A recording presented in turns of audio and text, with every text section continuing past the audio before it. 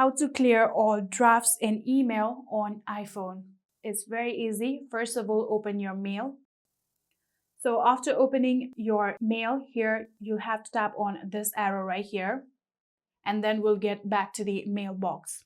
So after doing that here, you can scroll down, you can see option of drafts, tap on it, and you can see these are all of the drafts.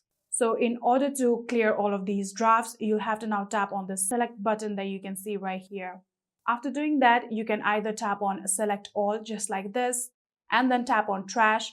This will clear all of the drafts. But if you want to keep some of the drafts, you can now tap on it and deselect it just like this. And then you can tap on trash just like this, and then tap on trash all.